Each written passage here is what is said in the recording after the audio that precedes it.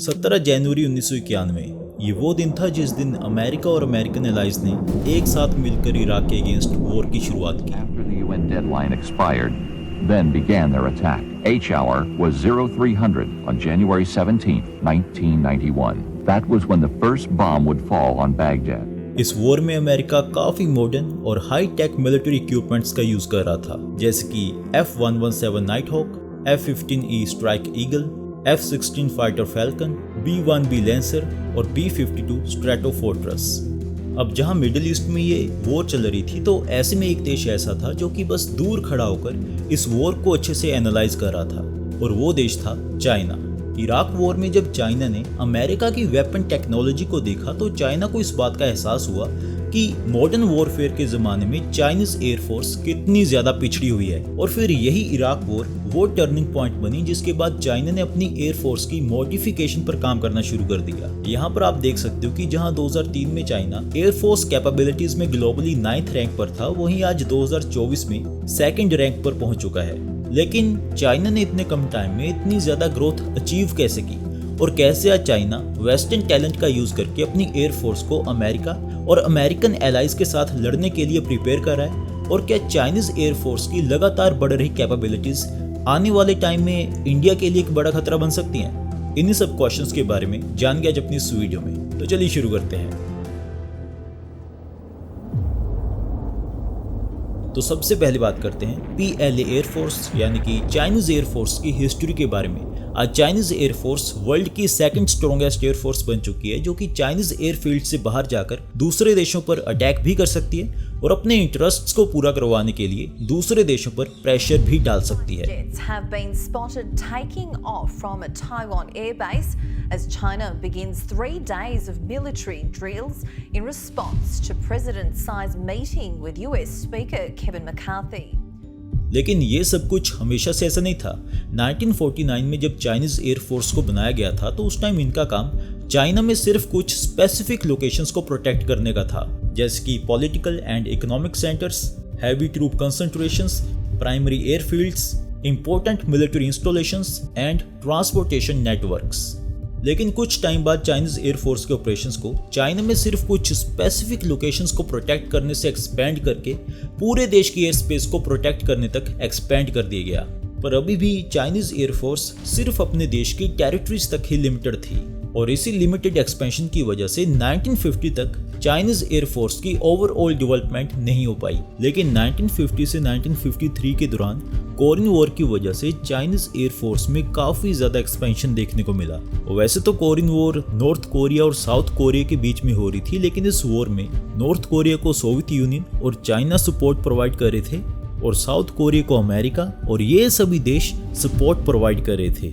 Korean war के दौरान Soviet union ने चाइना को कई सारे MiG-15 एयरक्राफ्ट दिए, ताकि चाइना अमेरिका और अमेरिकन एलाइज के अगेंस्ट अपनी डिफेंस या फिर अपनी एयरफोर्स को स्ट्रॉन्ग बना सके। लेकिन जैसे ही कोरियन वॉर खत्म हुई, तो उसके बाद चाइना और सोवियत यूनियन के बीच पॉलिटिकल एंड इकोनॉमिक डिफरेंसेस की वजह से जो अच्छे रिलेशंस थे वो कमजोर होने लगे। जो मिलिट्री सपोर्ट, टेक्नोलॉजी और ट्रेनिंग सोवियत यूनियन चाइना को प्रोवाइड कर रहा था, वो सब कुछ भी धीरे धीरे रुकने लगा, जिसकी वजह से चाइनीज एयरफोर्स की जो लगातार डेवलपमेंट हो रही थी उस पर फुल स्टॉप लग गया।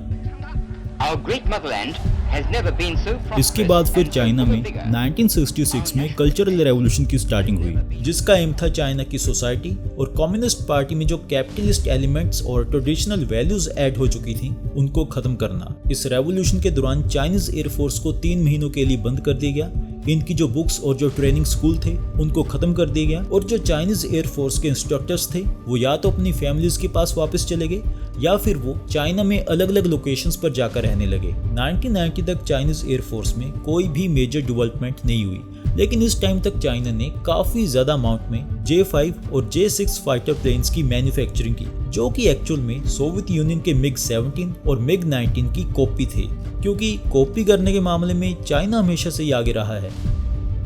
तो चलिए अब जानते हैं कि कैसे चाइना ने दूसरे देशों की टेक्नोलॉजी को कॉपी करके और चोरी करके अपनी एयरफोर्स को स्ट्रॉन्ग बनाने का काम किया।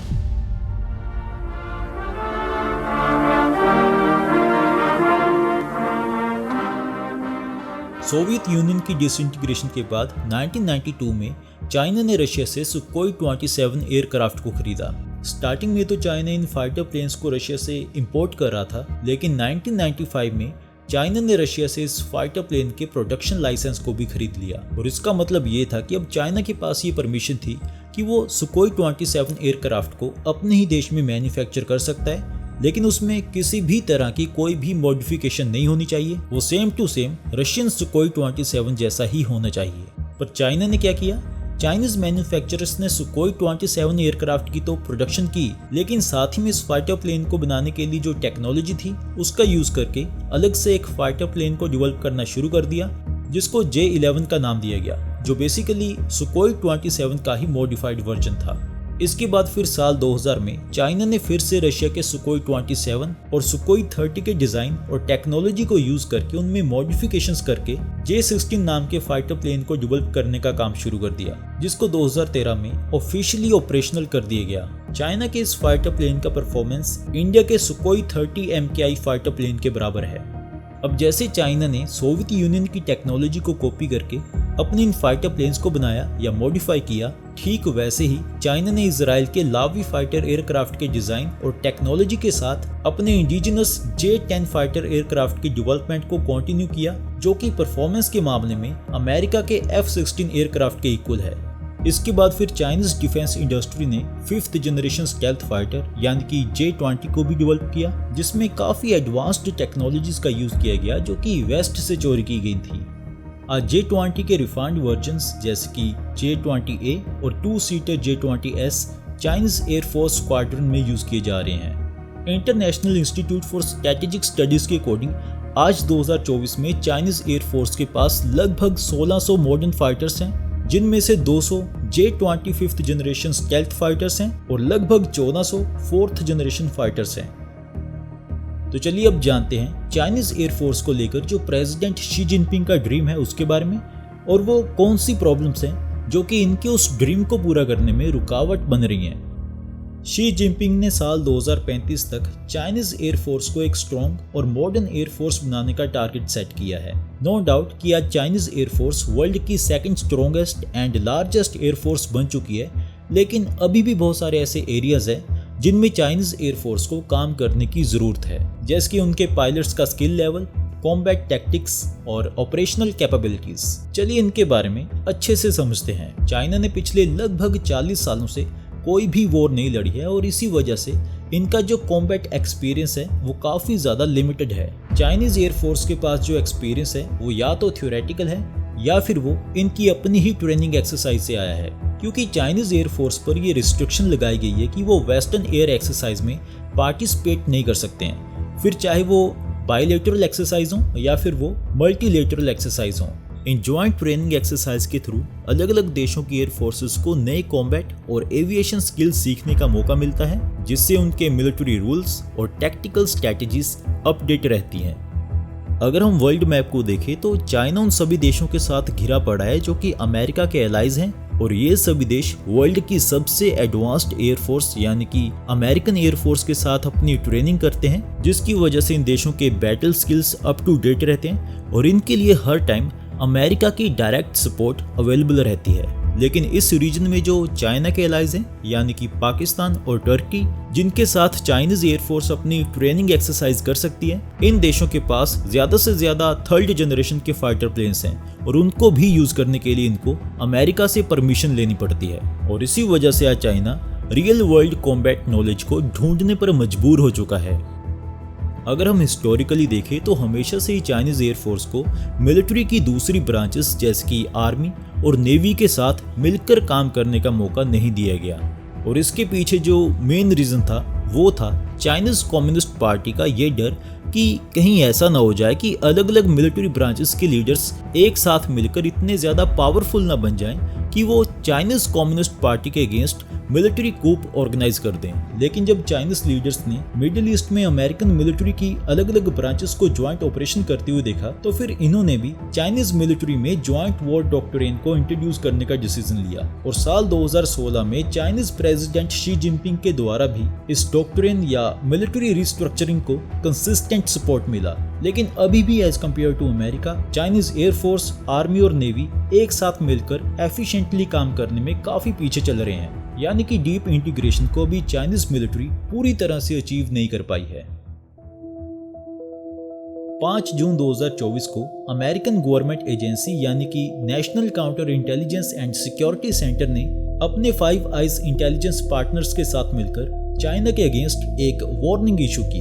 इस वार्निंग में चाइना पर ये एलिगेशंस लगाए गए कि चाइना अपनी एयरफोर्स के पायलट्स को ट्रेनिंग देने के लिए वेस्टर्न मिलिट्री के करंट एंड फॉर्मर ऑफिसर्स को रिक्रूट कर रहा है और खास तौर पर उनको टारगेट कर रहा है जो कि एविएशन में एक्सपर्ट हों, जैसे कि military pilots, flight engineers, air operation centre personnels और टेक्निकल एक्सपर्ट्स, ताकि चाइना अमेरिका और अमेरिकन एलाइज के अगेंस्ट अपनी एयर कैपेबिलिटीज को एनहांस कर सके, फ्यूचर ऑपरेशंस की प्लानिंग को इंप्रूव कर सके और वेस्टर्न बैटल स्ट्रेटजीज के अगेंस्ट काउंटर मेजर्स को डेवलप कर सके। चाइना का अपनी मिलिट्री डेवलपमेंट के लिए वेस्टर्न मिलिट्री ऑफिसर्स को रिक्रूट करना ये कोई नया काम नहीं है। इसके बारे में सबसे पहले ब्रिटिश गवर्नमेंट को 2019 में पता चला था। साल 2019 में ब्रिटिश एयरफोर्स के एक पायलट ने गवर्नमेंट ऑफिशियल से पूछा कि उसको चाइना की तरफ से एक ऑफर आया है जिसमें उसको चाइनीज एयरफोर्स के पायलट्स को ट्रेनिंग देनी है। अब अगर वो चाइना के उस ऑफर को एक्सेप्ट कर लेता है तो क्या फिर भी वो ब्रिटेन में अपनी सिक्योरिटी क्लियरेंस को रिटेन कर सकता है? सिक्योरिटी क्लियरेंस का मतलब कि जो गवर्नमेंट और मिलिट्री ऑफिसर्स होते हैं उनको अपने देश में क्लासिफाइड या कॉन्फिडेंशियल इंफॉर्मेशन को एक्सेस करने की परमिशन दी जाती है और उसी परमिशन को कहा जाता है सिक्योरिटी क्लियरेंस। तो ब्रिटिश गवर्नमेंट ने अपने उस पायलट को रोकने की बहुत कोशिश की लेकिन वो नहीं रुका।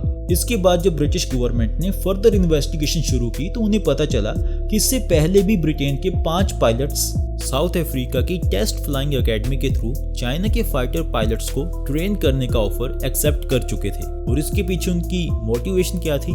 पैसा। चाइना ने उन ब्रिटिश पायलट्स को हर साल लगभग $3,05,000 फ्री एयर टिकट्स और उनके बच्चों के लिए फ्री स्कूलिंग जैसे एडिशनल बेनिफिट्स ऑफर किए। चाइना के द्वारा वेस्टर्न मिलिट्री के ऑफिसर्स को रिक्रूट करना, इसको चाइना की ग्रे बियर्ड स्ट्रेटेजी कहा जाता है, क्योंकि जिन वेस्टर्न प्रोफेशनल्स को चाइना रिक्रूट करता है वो अक्सर अपने करियर की फाइनल स्टेज में होते हैं और इसी वजह से उनके पास स्पेशल नॉलेज होती है और बहुत सारा एक्सपीरियंस होता है। ये हैं वो कुछ कंपनीज जिनके थ्रू चाइना अपनी मिलिट्री और एविएशन ट्रेनिंग प्रोग्राम्स के लिए वेस्टर्न एक्सपर्ट्स को रिक्रूट करता है।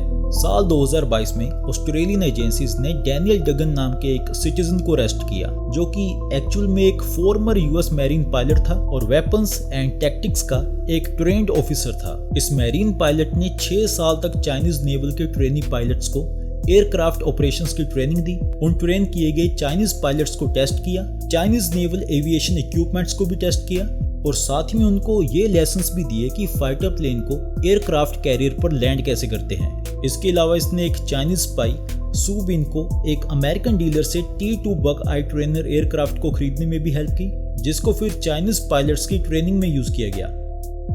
स्टीफन क्रॉकेट जो कि एक फॉर्मर रॉयल एयरफोर्स पायलट थे और 2017 से 2019 के दौरान F-35B लाइटनिंग एयरक्राफ्ट पर यूके टीम लीडर थे। उन्होंने चाइना को फ्लाइट टेस्ट स्कूल सेटअप करने, पोटेंशियल टेस्ट पायलट्स को हायर करने और टेस्ट रिजीम और सेफ्टी पैरामीटर्स को डेवलप करने पर लाइसेंस दिए। इनके अलावा अलेक्जेंडर एच जो कि जर्मन एयरफोर्स में एक फॉर्मर यूरोफाइटर इंस्ट्रक्टर थे, उन्होंने चाइनीज पायलट्स को चाइना के इस रीजन में J-11 and J-16 fighter plane के साथ कॉम्प्लेक्स एयर ऑपरेशंस करने की ट्रेनिंग दी। कुछ जर्मन पायलट्स पर यह भी डाउट है कि उन्होंने चाइनीज पायलट्स को इस चीज की भी ट्रेनिंग दी हुई है कि एनिमी एयर डिफेंस सिस्टम को कैसे सप्रेस और डिस्ट्रॉय किया जा सकता है, क्योंकि ये ट्रेनिंग चाइना के लिए ताइवान कॉन्फ्लिक्ट में काफी ज्यादा इंपॉर्टेंट साबित होगी। हालांकि चाइनीज एयरफोर्स के पास इंडिया के कंपैरिजन में काफ़ी एडवांस्ड फाइटर्स हैं, लेकिन इंडिया के पास 2 ऐसे एडवांटेजेस हैं जो कि इंडिया को चाइना के अगेंस्ट एक लिमिटेड अमाउंट ऑफ प्रोटेक्शन देने का काम करती हैं। तो पहली एडवांटेज ये है कि चाइना के जो एयर बेसिस इंडिया के पास लोकेटेड हैं वो काफ़ी ज़्यादा हाई एल्टीट्यूड वाले रीजन्स में लोकेटेड हैं, जैसे कि तिब्बत और उसके आसपास वाले एरियाज में। अब क्योंकि हाई एल्टीट्यूड पर हवा थिन होती है, इसलिए इन एयर बेसिस से ऑपरेट करने वाले चाइनीज एयरक्राफ्ट्स को अपने फुल फ्यूल और एम्यूनेशन लोड को कैरी करने में प्रॉब्लम होती है और साथ ही में उनको अनप्रेडिक्टेबल वेदर कंडीशंस का भी सामना करना पड़ता है। और इंडिया के पास जो दूसरा एडवांटेज है वो है चाइना की जियोग्राफिकल लोकेशन। चाइना उन देशों के साथ घिरा पड़ा है जो कि अमेरिका के एलाइज हैं जहां पर अमेरिका ने अपने सोल्जर्स को डिप्लॉय किया हुआ है और अपने मिलिट्री बेसिस को एस्टेब्लिश किया हुआ है। अब जैसे आज इंडिया के लिए पाकिस्तान उतना बड़ा थ्रेट नहीं है जितना कि चाइना है, वैसे ही आज चाइना के लिए इंडिया उतना बड़ा थ्रेट नहीं है जितना कि अमेरिका और ये सभी देश हैं जहां पर अमेरिकन फोर्सेस हर टाइम डिप्लॉयड रहती हैं। इसलिए चाइना ने अपनी जो ज़्यादा मिलिट्री पावर है उसको इस साइड पर डिप्लॉय किया हुआ है, लेकिन इंडिया ने अपनी ज़्यादा मिलिट्री पावर को चाइना के अगेंस्ट इंडो चाइना बॉर्डर के आसपास डिप्लॉय किया हुआ है। आज चाइना लगातार 4th एंड 5th जनरेशन के फाइटर प्लेन्स की प्रोडक्शन कर रहा है, इसलिए इंडियन एयरफोर्स के लिए सिर्फ वेस्टर्न कॉम्बैट टैक्टिक्स और ऑपरेशनल प्रिंसिपल्स का यूज करना सफिशिएंट नहीं होगा। इंडिया को अपनी इन्वेंट्री में काफ़ी सारे 4th जनरेशन और स्टेल्थ फाइटर्स को भी शामिल करना पड़ेगा ताकि इंडिया अपनी रीजनल डिफेंस पावर और कैपेबिलिटीज़ को मेंटेन रख सके। तो आज के लिए बस इतना ही। अगर आपको ये वीडियो अच्छी लगी हो तो इसको लाइक करें, शेयर करें, कमेंट करें और अपने इस चैनल को सब्सक्राइब करना ना भूलें। Thanks for watching.